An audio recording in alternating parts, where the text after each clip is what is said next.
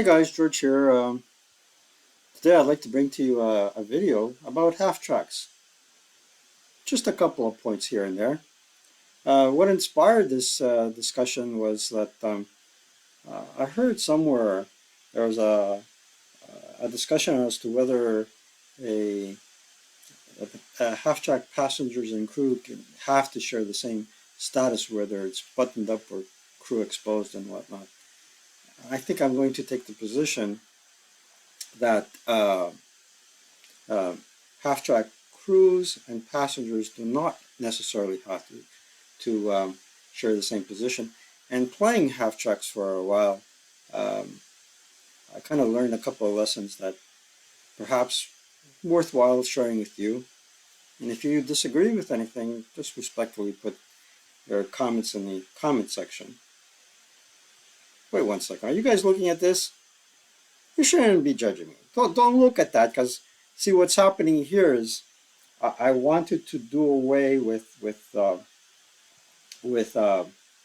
plastic razors, and I started shaving with a straight edge, and I went contrary to and you know what happened?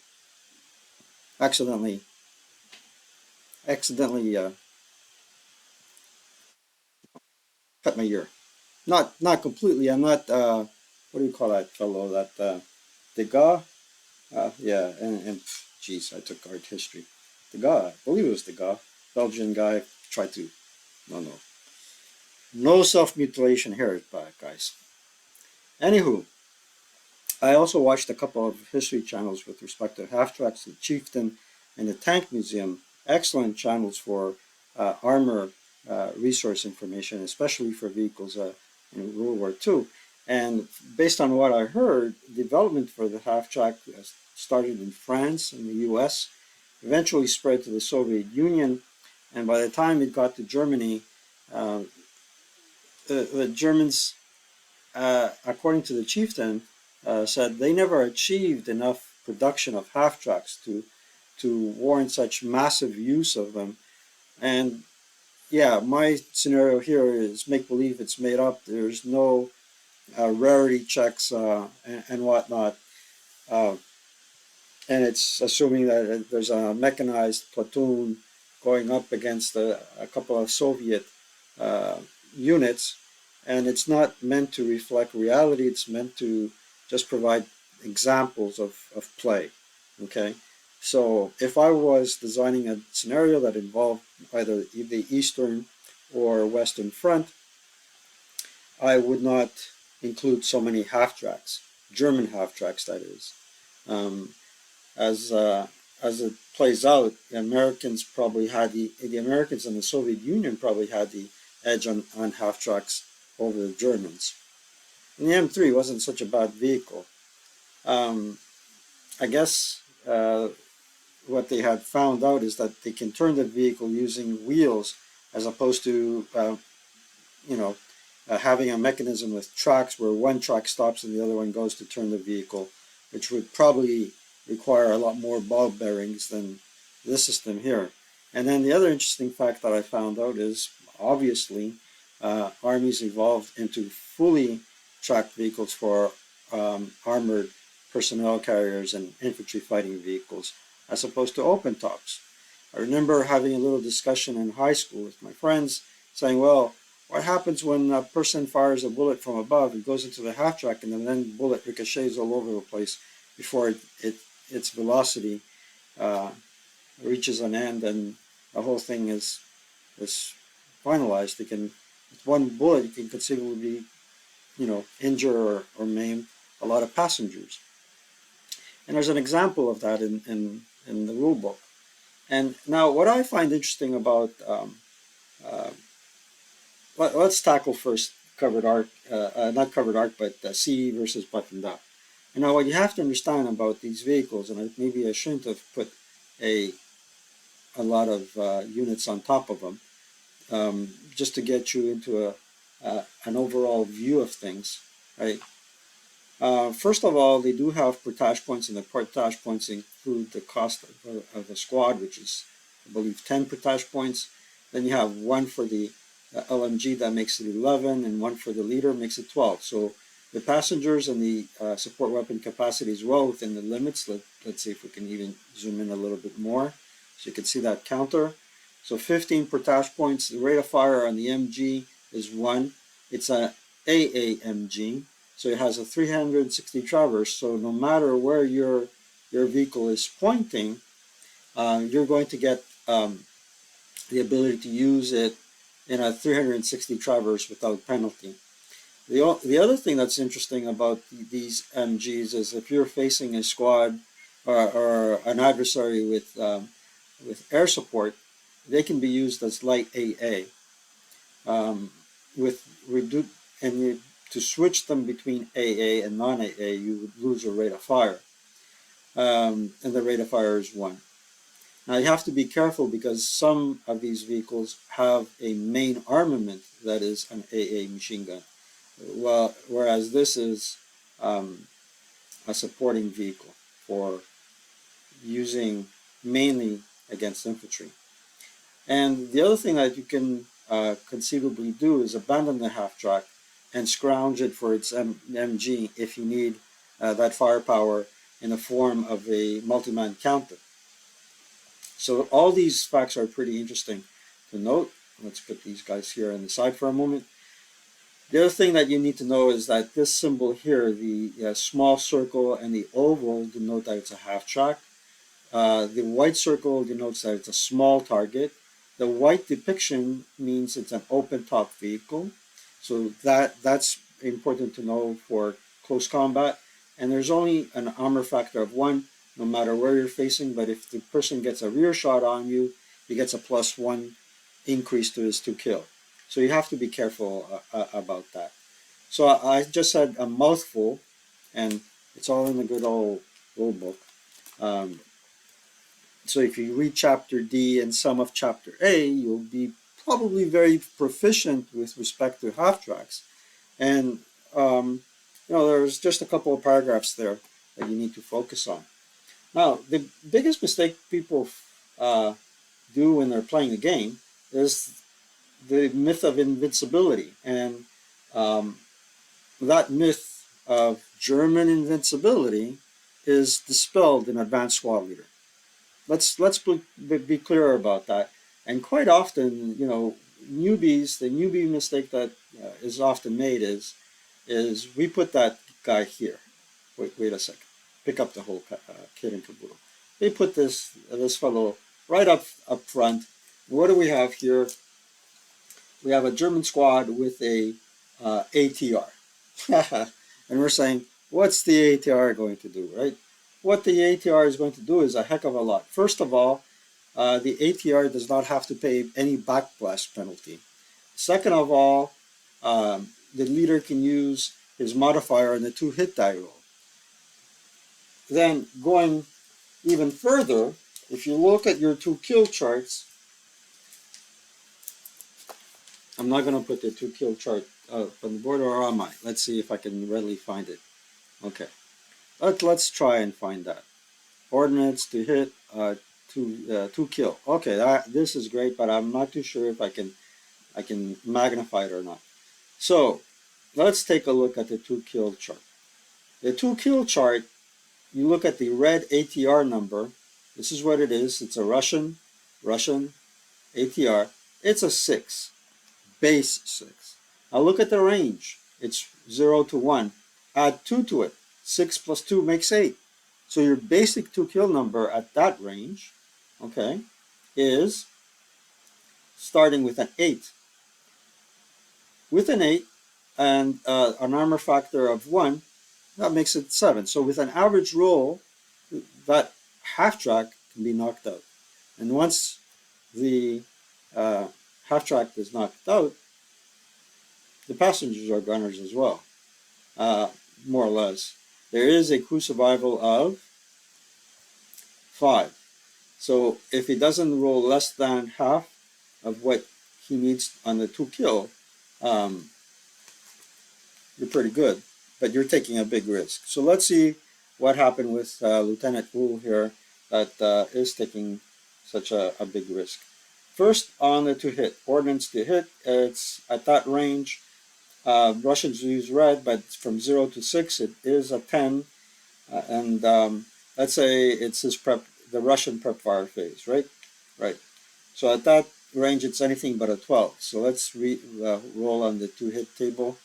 And we rolled a 4. That's a pretty good roll. And then on the to kill, 11. Okay, I'm not so lucky. Now, that's really a bummer. Now, here is another fellow that believes in German invincibility. So we have an LMG. In this case, if it's the prep fire phase, or even, let's say it's a defensive fire phase, and this guy just moved there. Okay? There you go. Let's say he just moved there. Boink. All right. All right, so here, now we have a 6 firepower attack. Because they're close range, the Russian player has two choices, either to fire on the 12 table of the infantry fire table, right? The 12 table is here, right? And the passengers and crew get a +2 modifier. So now I need a 8 or less to get anything meaningful against the um, half track. Um, if we roll on the 2 kill table or on the 2 hit table, again, it's 10 +2 for motion, assuming he was there for more than 3 or 4 movement points. Okay, +2 for motion, and +1 because he's a small target. That's the other important thing that you need to remember about these German half tracks is they have the white circle, right? And that makes them harder to hit because they have a very low profile. If you see pictures of German half tracks, you realize that there was thinking behind the sloped armor and the low profile of these vehicles. So going back on the two-hit table, let's do both attacks and see what we can get. So 10 +2 +1. +2 for motion, +1 for a small target, and -2 for range. We probably need anything to the effect of 9 to hit. So let's do the to-hit roll. 7. Now, here's the other important thing. Notice the 1. I got rate. I can shoot at it again if it is my defensive fire phase. During the movement phase, he only expended half a movement point. That's the other thing you have to realize is that with half tracks, when their crew exposed, they pay the road movement rate unless there is ground snow and the roads have not been plowed or whatnot. So it would be a half, 1, 1.5. But let's say the only factor here is a +2. So we just hit, and let's take a look at the to kill table again. So now we are at 4, but MGs are considered less than or equal to 25 millimeter. So that's a 6. +1 for the armor. You need a 5 to outright kill it. Let's see. To kill. Boink. Missed again. Okay, and what would have been if we decided? What would the consequences have been if we had rolled on the IFT table at 12 +2? Rolling like a champ today. 11 on the 12 table. It would have been a miss anyway. There goes what I talked about German invincibility. Huh? Now, let's say you're really going after a Russian player that's really more lucky than I am. How do you use your half tracks? Well, you know for a fact that hold on a second, I'm just going to turn off my camera because I realized that for some reason or another, my video has gone purple. There you go. Now we get to see the entire board, and there goes my entire face, but you still hear my voice. From time to time, Windows 11 does this to you. Now, you see these fellows, they're behind a hedge. They're at a range of 1, 2, 3, 4, 5, 6, 7, 8. Right within range of the AA gun and the LMG. 1, 2, 3, 4, 5, 6, 7, 8, 9. This guy's at half range.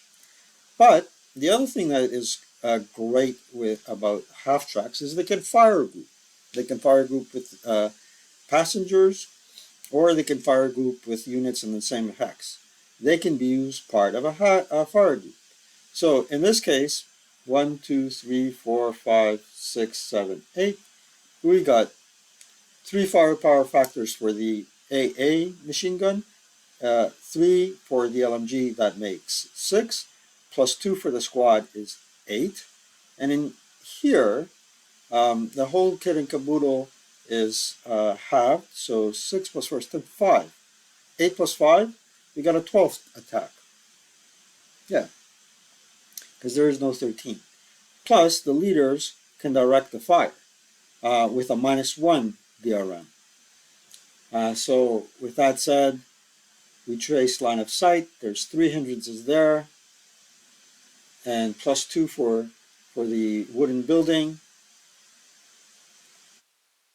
makes it 5. -1 makes it up 4. So 12 up 4. Yeah, 12 up 4. Snake eyes. There's the German invincibility type of thing. And here I am telling you guys, don't believe in German invincibility, but the luck of the draw gives me snake eyes. Did they cower? No, because they're fire grouping together. It's leader directed. So we're rolling on the 12 table. We said it was up 4. So it's 6 on the 12. A 6 on the 12 is a 2 morale check. Let's take a look at that. Here it is. 6 on cross index to the 12. 2 morale check for these guys. He needs a 6. He makes it. All right. And then it's a 1 morale check on that guy, so he needs a 6. Makes it. I'm telling you, there's something wrong with this dice pie. Anywho, these guys made it. Case in point, though, is at this range, what does this guy need to hit these guys? Or these guys for that matter? They're outside, they're not outside of his normal range, but they're out beyond the 6x range. So on the 2 hit table, you want to protect yourself against Russian ordnance, stay at least 7 hexes away. So now the vehicle, right, on the Russian 2 hit table is an 8. If it's an 8, because 1, 2, 3, 4, 5, 6, 7, 8. Now what does the Russian player need to do here, right? There it is. You have 3 hindrances plus 1 for the hedge, makes it a 4. And then another one for being a small target, makes it a 5. So basically 8 minus 5, he needs a 3 to hit, as opposed to anything but a 12. Missed. And that's a pretty good average roll. And so these guys are pretty wise and were able to fire at him with 12 firepower factors. And if the grain wasn't in season, that would have been a pretty good shot. Okay. Now, here's another example of what can arise. And we'll need another counter for this. And the counter that we need is oops, let's get it out. Counter. Here we go. And we go to unit, and we will need a basic level counter. Okay. So at this stage, at this example here, we're at um, we're at a situation where this guy can do the sleaze on him. Or the official name for it is mandatory fire direction, which means by going to his hex, he cannot. The Russian player now can no longer ignore this target, and he has to focus on this target and not be able to fire anywhere else. The situation changes though if this fellow was at a higher hex. So if he was at level 2, this situation wouldn't matter. And here's where the button up story comes in. Now, traditionally in Vassal, we have one counter for the crew and the AFV being buttoned up, and we have another counter as well for buttoned up in for the uh, crew as well. So unless one is pinned or um, or broken, uh, the situation may be different between the crew and the passengers. All right, let's unbutton up this guy. Now, the example I'm referring to is in chapter A, and again, it's 7.212. So, as long as the squad and the half track are in the same location, and I'm reading off page 813, location with a capital L, even in bypass, neither can fire outside that location. So that would be a situation where they're all on the same level. The squad can attack the PRC with triple point blank fire, and the PRC being buttoned up cannot. Wait a second here. Neither can fire outside. Okay, the squad that can attack the PRC with triple point blank fire, right?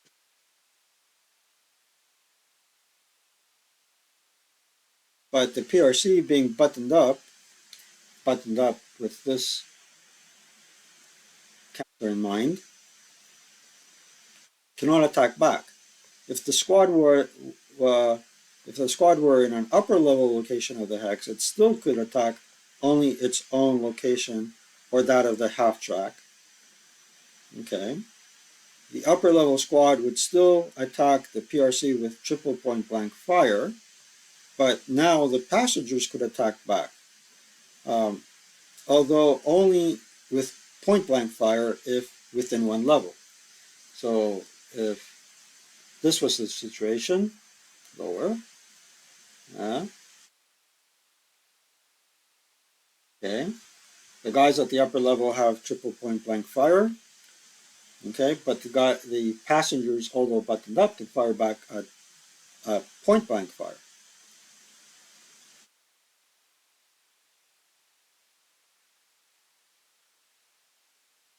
If in one level, not triple point blank fire. If C, the half track, and its passengers could fire outside its location. If the squad were in the upper level location and the half track were instead buttoned up, close top AFE, then neither could be restricted by the other. So that's unique. This situation is unique really um, half tracks. And I'm guessing here, if it's at two levels, right, because of the range being 0, the +2 modifier would be completely neglected. So very, very, uh, very difficult situation here, and based on what I can see, it would not be advisable.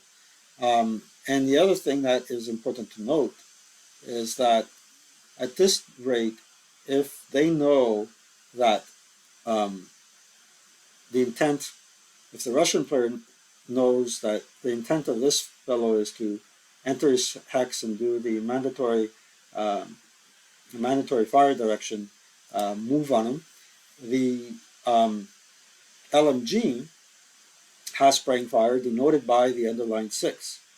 So halved and doubled there leaves one residual. I guess nothing there because half of 1 is 1 because it would be area fire. There's no enemy unit there. But they would be able to leave at least one residual there.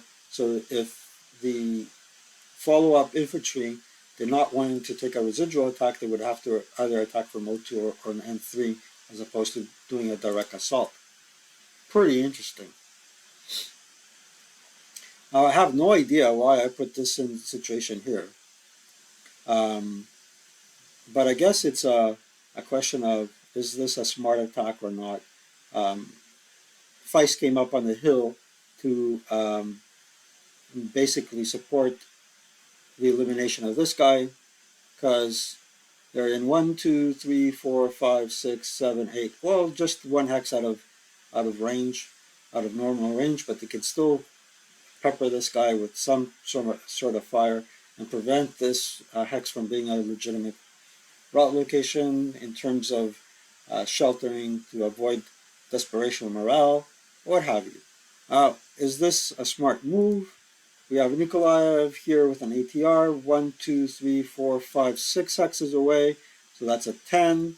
+1 for being a small target, makes it a 9 to hit. Let's try again to hit 9. Hit and to kill. At that range, it's a straight up 6 or less, I believe. 5 or less, because of the 1 factor armor. Ooh, oh, that was a dud too. Okay, maybe there is German superiority here. This guy's out of the picture. I don't think he's irrelevant to this example, but I put him there just in case. So let's recap, guys. So ASL versus reality. Be the judge yourself. Uh, you know, I think there is maybe a little bit of a mismatch, especially with early design scenarios versus the more recent design scenarios. This game has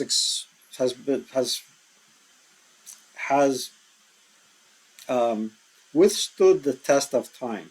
So people have been playing it for decades, well, since 1983. It accumulated worldwide acceptance, right? And it has evolved. And what the other thing that was involved was um, the amount of declassified documents and um, more revelations of what actually happened during World War II. And I remember back in my high school days, there was only two books about um, the history of Stalingrad. One of them was a fellow by Fuller, and the other fellow, I completely forgot his name, but I'm pretty sure I could look it up. And only recently was it revealed that Fuller, as a British general, was sympathetic to the fascist movement because they supported the military more than more moderate governments. Now, what to say about that, I don't know. But my point here is that um, since more documents have been declassified, you get a wealth of historical information from various sources. I think as scenario designers, you owe it to yourselves to do a lot of history before you throw units on the map board and start, you know, doing what you have to do. Um, the rarity charts also help somewhat, I find, but I have to admit I haven't paid too much attention to them. And in terms of scenario design, I've only started scratching the surface. So a lot more work to do in that respect.